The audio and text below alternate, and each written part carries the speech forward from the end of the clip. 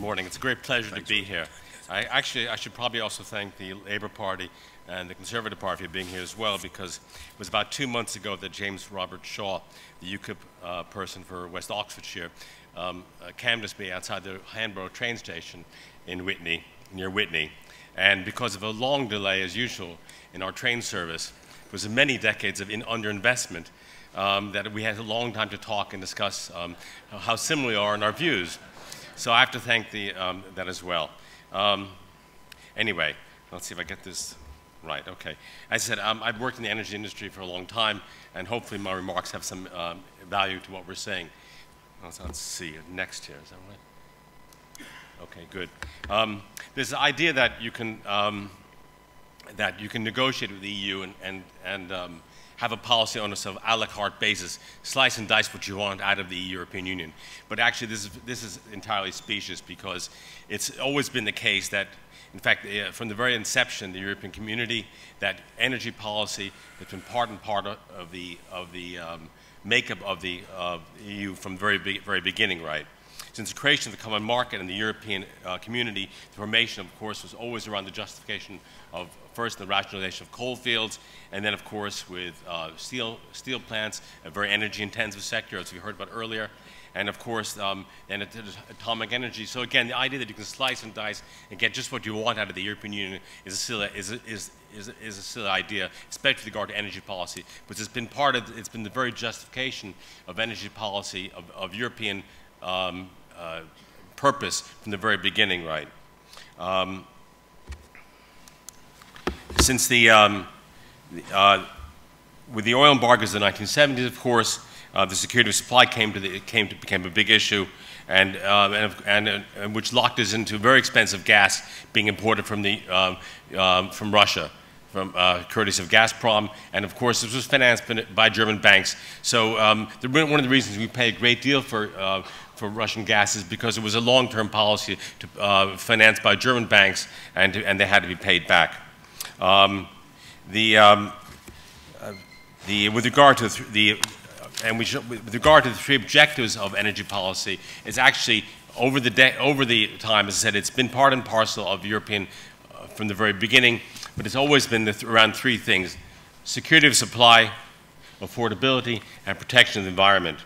And you can't have one without the other. And it's very much of you can't slice and dice and take what you want out of the European Union. What's interesting is that for a while there was, as I mentioned, there was a policy in the 1980s getting gas from Russia, and then there was a brief period where the European Union seemed to follow what we call the Anglo-Saxon model, and they said, well, they're going to adopt the British approach of getting investment through liberalization, privatization, and deregulation of energy markets. And that seemed like the Anglo-Saxon models, who were actually having some influence for a little while upon the European Union. And of course, across Europe, we saw some of these effects, such as across Europe, vertical restructuring, independent system operators, and all these things which might have an effect, which might have opened up markets and created a more favorable environment for energy, and a more competitive, again, being competitive, being affordable, and being secure were the objectives, right?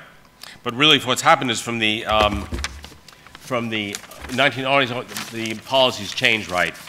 And really from about 1997, also with Kyoto, the policy towards energy changed towards much towards an environmental policy. So what we really have now, we have a European energy policy which is actually really a handmaiden to environmental policy, and it's not anymore in fact, I wouldn't even call it an energy policy anymore. It's an environmental policy which we're being chained to, and as the metaphor earlier from one of our speaker earlier was that we're sort of really chained to a dead man. So as I said here, with returns, with the concern of the Kyoto Accord and all that, it led to the initial idea of following an Anglo-Saxon model of liberalized markets changed into a model of an environmentally focused energy policy. There's been several aspects to European energy policy, or really environmental policy, which of course is the cap and trade scheme. This has been a failure from the start.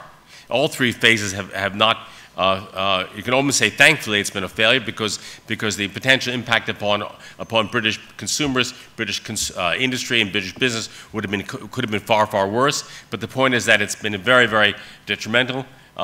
It's been a nice subsidy to some large utilities, guaranteeing them somewhat higher prices. But it's actually, in terms of achieving environmental objectives, if you do believe in global warming, and which many of us of course don't, then it has not been successful.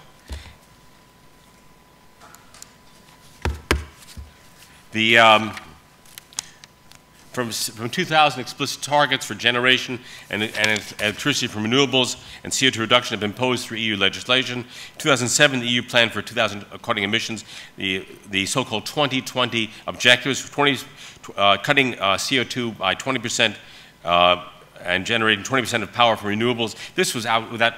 Although these numbers sound appealing and might go down well in a press release, actually they have no economic logic behind them whatsoever.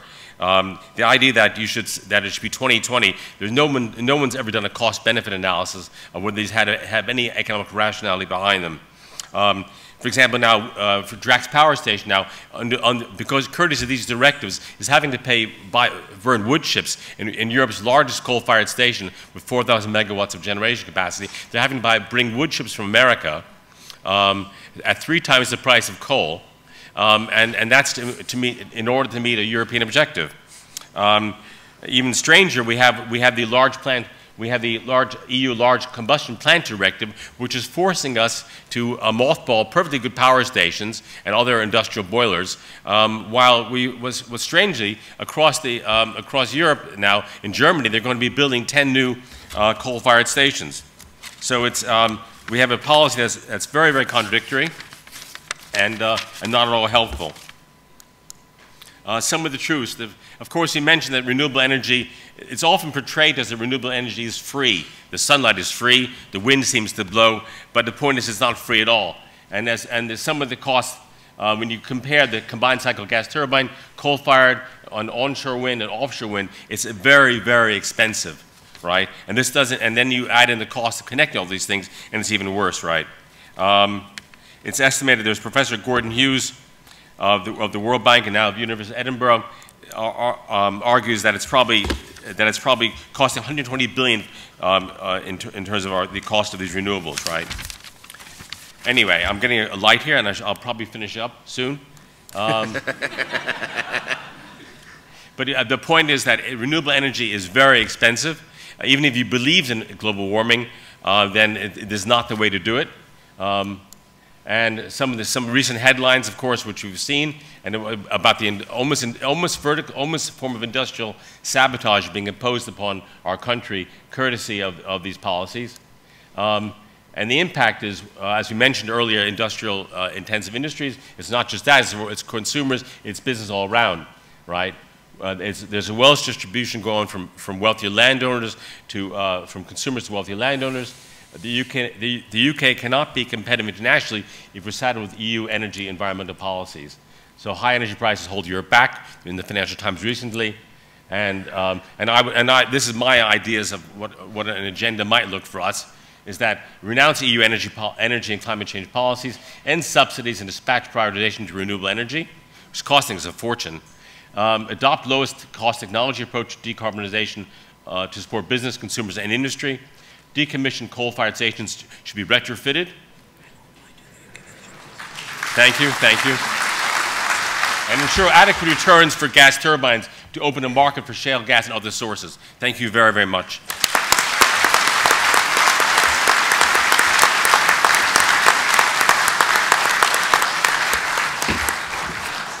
Ladies and gentlemen, we will now